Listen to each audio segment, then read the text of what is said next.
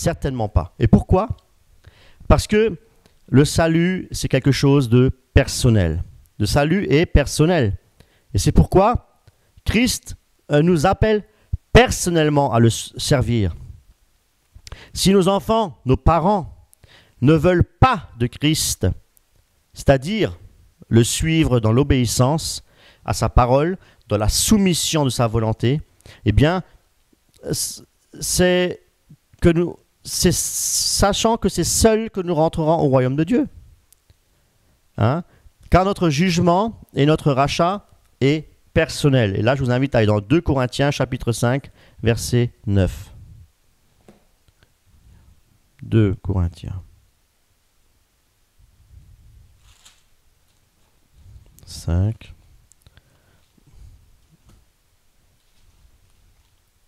Ouais. 2 Corinthiens 5, verset 9. C'est pour cela aussi que nous nous efforçons de lui être agréable, soit nous demeurions dans ce corps, soit que nous quittions ce corps. Car il nous faudra tous comparaître devant le tribunal de Christ, afin que chacun reçoive selon le bien ou le mal qu'il aura fait étant dans son corps. Eh bien, pour conclure, si nous aimons plus nos parents et nos enfants que Dieu lui-même, nous ne pouvons hériter la vie éternelle.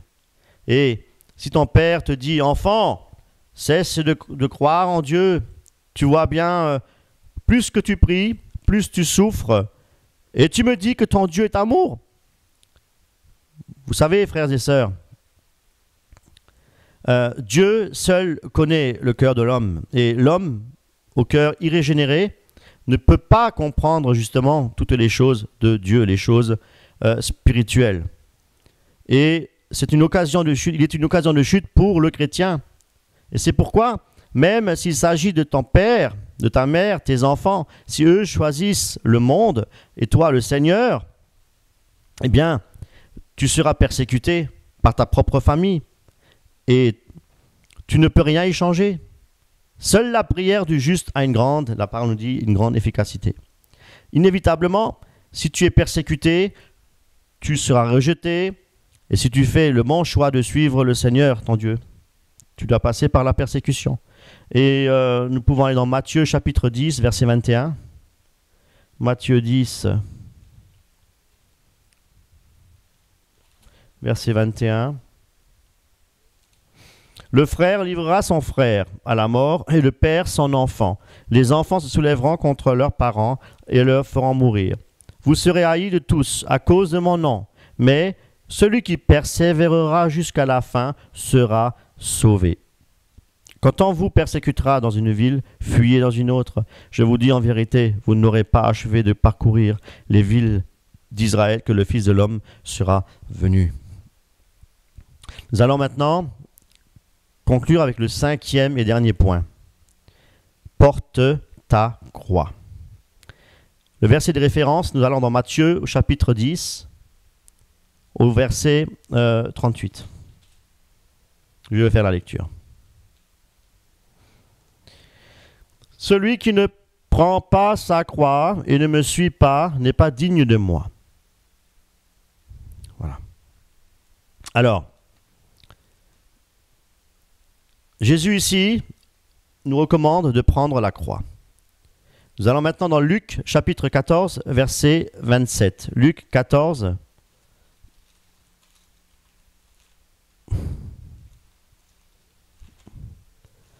Luc 14. Aïe. Page collée.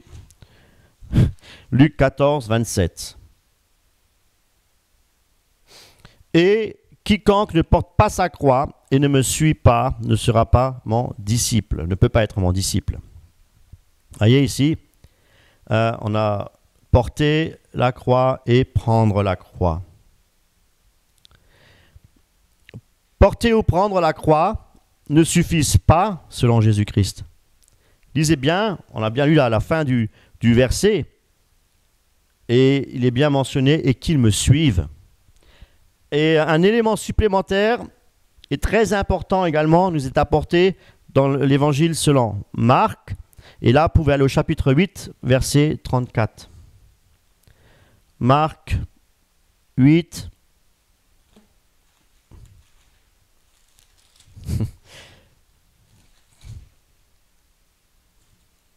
34. Ouais. Puis, ayant appelé la foule avec ses disciples, il leur dit, si quelqu'un veut venir après moi, qu'il renonce à lui-même, qu'il se charge de sa croix et qu'il me suive. Voilà. Qu'il renonce à lui-même. Cela veut dire, avant même de porter sa croix, il faut renoncer à soi. Et avant même de suivre Jésus-Christ, il faut porter sa croix, selon ce qu'on vient de lire. Par déduction, on ne peut pas suivre Jésus sans prendre sa croix et renoncer à soi-même. Tous ceux donc qui prétendent suivre Jésus-Christ sans la croix et le renoncement à soi, eh bien, ce ne sont pas des disciples de Christ. Ils le sont en apparence. Et ils ne sont même pas dignes, comme nous dit Jésus, de le servir. Alors, mes amis, pour être disciple de Jésus-Christ, il ne suffit pas de lever la main, de dire « Oui, je reçois maintenant le Seigneur Jésus dans ma vie. Je resterai obéissant au pasteur de mon église. Je m'investirai dans l'œuvre. Je participerai au nettoyage de la salle de culte. Je chanterai dans la chorale. Je et encore je. » Oui, c'est bien, mais Jésus-Christ nous demande autre chose pour être son disciple. Nous allons voir Luc 14, 26. Luc 14, 26. Si quelqu'un vient à moi et s'il ne hait son père, sa mère, sa demande, ses enfants, ses frères et ses sœurs, même sa propre vie, il ne peut être mon disciple, et quiconque ne porte pas sa croix et ne me suit pas ne peut être mon disciple. Voilà. Donc si quelqu'un vient à moi, et s'il ne hait pas son père, sa mère, on l'a déjà lu tout à l'heure, hein, il peut être le disciple. Donc pour être disciple, il faut aimer plus Dieu que sa propre famille. Et ensuite, ce qu'il faut aussi, effectivement, pour être disciple, il faut se charger de sa croix. Voilà. Et là, nous allons dans Matthieu, chapitre 16, 24. Matthieu 16, verset 24.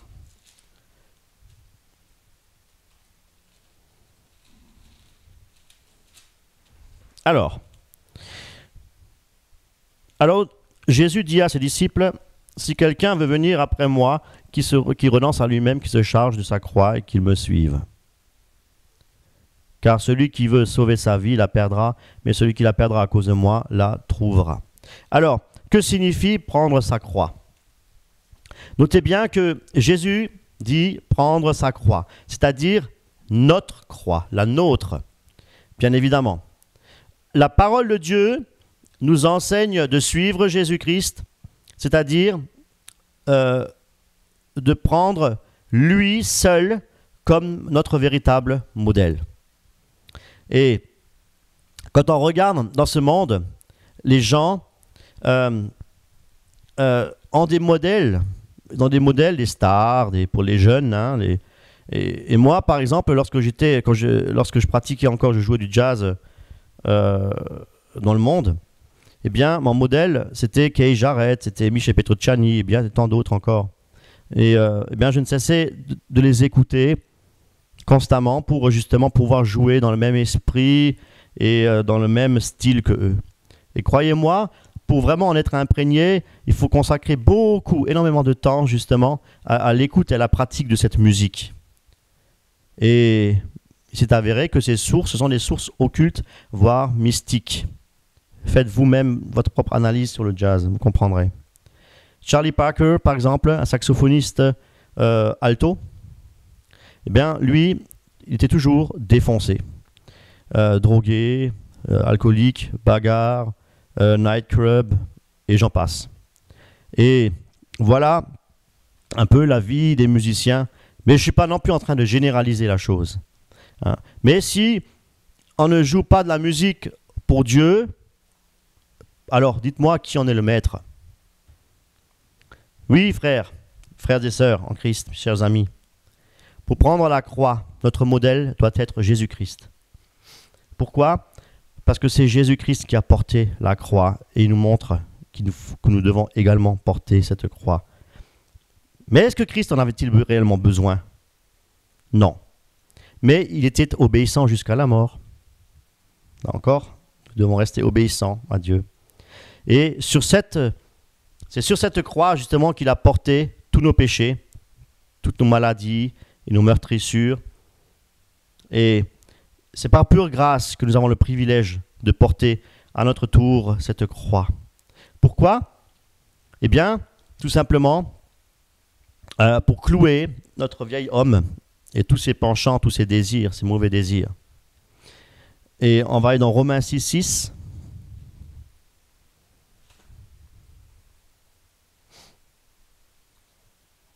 Sachant que notre vieil homme a été crucifié avec lui, afin que le corps du péché fût détruit, pour que nous ne soyons plus esclaves du péché, car celui qui est mort est libre du péché. Voilà. Pourquoi je disais que c'est un privilège de porter la croix? Eh bien, un privilège et non pas un honneur. Car nous, en tant que chrétiens, nous ne sommes même pas dignes de délier la courroie de sa sandale. À l'exemple de Jean-Baptiste. Eh bien, oui, c'est un privilège. Parce que en portant cette croix, eh bien, et en suivant l'exemple de Jésus-Christ, eh bien, nous découvrons à ce moment-là deux merveilleuses promesses. Deux merveilleuses promesses dans lesquelles, justement, il est dit la promesse d'être libre du péché. Et au verset précédent, hein, dans Romains 6:5, je vous fais juste la lecture. Hein. Romains 6:5. En effet, si nous sommes devenus même plante avec lui, conformité à sa mort, nous serons aussi par la conformité à sa résurrection. Voilà, merveilleuse promesse, la résurrection, la vie. Voilà, donc ça vaut bien la peine de souffrir pour Jésus-Christ, non? Alors dites-moi, quelle est la souffrance d'un homme lorsqu'il possède tout dans ce monde? Il est riche, il mène une joyeuse vie, tous les dimanches à l'église, jamais persécuté, et toujours dans l'abondance. Heureux, joyeux, serviable. Et la croix? Demandez-lui de suivre Jésus-Christ. Il vous répondra, mais monsieur, c'est exactement ce que je fais. Alors, de lui répondre, ok, alors tu vas vendre toutes tes richesses maintenant, et tu suis le Seigneur dans l'humilité, le rejet, le mépris, la crucifixion de la chair, la mort à soi, en suivant l'exemple de Jésus et de ses apôtres. Hein? Croyez-moi que Jésus-Christ sera plus son ami. Et il sera comparé au riche et au pauvre Lazare. Voilà, le sort du riche. Oui. Alors Jésus, il n'avait même pas, la Bible nous dit que Jésus-Christ n'avait même pas de quoi reposer sa tête. Jésus prophétisait pour tous ceux qui veulent, que tous ceux qui veulent vivre pieusement seront persécutés. Nous n'aurons jamais la paix, frères et sœurs, chers amis, dans ce monde. Jamais on n'aura la paix. Car ce monde ne nous appartient pas. Nous n'appartenons plus à ce monde. Et alors, voulez-vous toujours porter cette croix? Alors, si oui, eh bien, renoncez à tout ce que vous possédez. Seigneur, je suis peut-être un homme riche. Eh bien, à partir d'aujourd'hui, fais de ma richesse ce que toi tu veux. Seigneur, je suis un grand musicien dans ce monde. Eh bien, à partir d'aujourd'hui, je prends la décision que je jouerai uniquement pour toi, si seulement c'est ta volonté. Et si tu ne le veux pas, ben, si tu demandes d'arrêter de jouer la musique, j'arrêterai. Selon ta volonté. Voilà. Et Seigneur, le métier que j'exerce là actuellement, à mon lieu de travail, eh bien, tu vois, je dois toujours mentir. Je suis obligé de détourner les choses. Je suis commercial, hein, je gagne très bien ma vie. Mais et si je ne mens pas, eh ben, je ne vends plus rien. Eh bien, Seigneur, aujourd'hui, je suis chrétien. Je choisis de te suivre. Je ne veux plus mentir et servir Mammon. Alors je démissionne de mon lieu de travail et je te fais entièrement confiance. Et même si je suis éprouvé et tu me fais passer par la disette, Paul l'a fait et bien d'autres encore, etc. Oui, suivre Jésus-Christ et porter la croix et vivre le renacement, c'est à cela que le vrai disciple est porté à faire. C'est ça le vrai disciple de Jésus-Christ. Alors je vous pose la question, et je m'inclus dans cette question, sommes-nous de véritables disciples de Jésus-Christ? Et pour terminer, on va encore dans 1 Pierre chapitre 2, verset 20. 1 Pierre chapitre 2, verset 20, où il est dit: En effet, quelle gloire y a-t-il à supporter les mauvais traitements pour avoir commis des fautes? Mais si vous supportez la souffrance lorsque vous faites ce qui est bien, c'est une grâce devant Dieu. Et c'est à cela que vous avez été appelés, parce que le Christ aussi a souffert pour vous, vous laissant un exemple afin que vous suiviez ses traces. Voilà ce que la parole de Dieu nous enseigne. Père éternel, Dieu Tout-Puissant, merci pour cet enseignement. Je te demande de bénir, Seigneur, les frères, les sœurs, les amis qui écoutent ce message.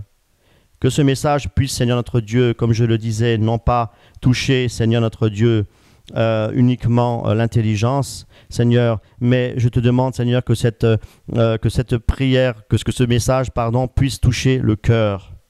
Pour que, Seigneur notre Dieu, nous puissions ouvrir notre cœur, justement, Seigneur, et accepter, Seigneur, la transformation de notre cœur par le Saint-Esprit. Que ton nom soit béni, Père éternel, Dieu Tout-Puissant. Nous te rendons toute la gloire. Amen.